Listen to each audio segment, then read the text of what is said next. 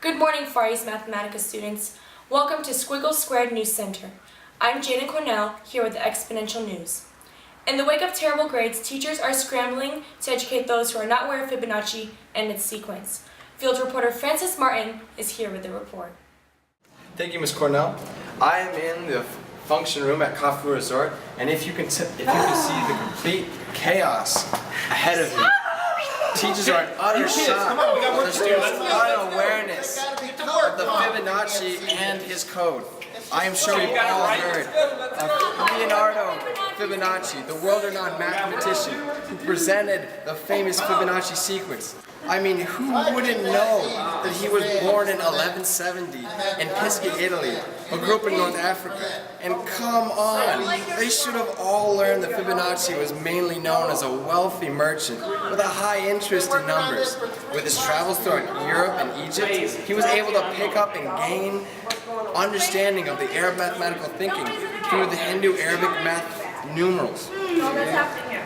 The fact that the number sequence was thought of or originated during the 6th century from Indian mathematicians should be second nature to everyone. How the West became familiar to this mathematical sequence through Fibonacci's mathematical novel, Liber Abaci, should be commonplace among the minds of all students. In Fibonacci's sequence, the numbers, each number is the sum of the previous two numbers, starting with 0 and 1.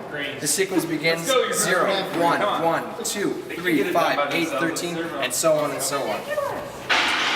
Now ignoring 0, divide a Fibonacci number into the one before it, and the answer would continue to be close to 1.618.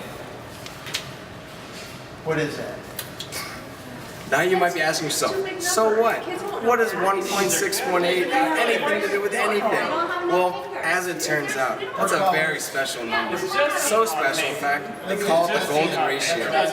So why do we find this number so appealing to our eyes and ears?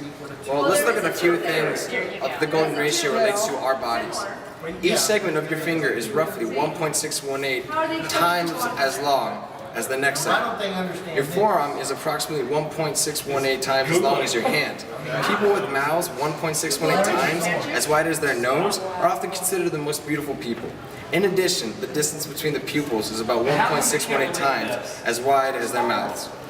All this information may seem familiar to you and me. Students seem to be unaware of this wonderful and influential scholar. Teachers' efforts to educate the students about Fibonacci are the solution to the travesty of ignorance that have occurred in schools everywhere. Mathematics takes a giant step today as students everywhere gain the beauty of understanding the beauty of the golden ratio and its relation to our life. Now back to you, Ms. Cornell. Thank you, Mr. Martin, for that excruciatingly amusing report. Now on to Oprah with the weather.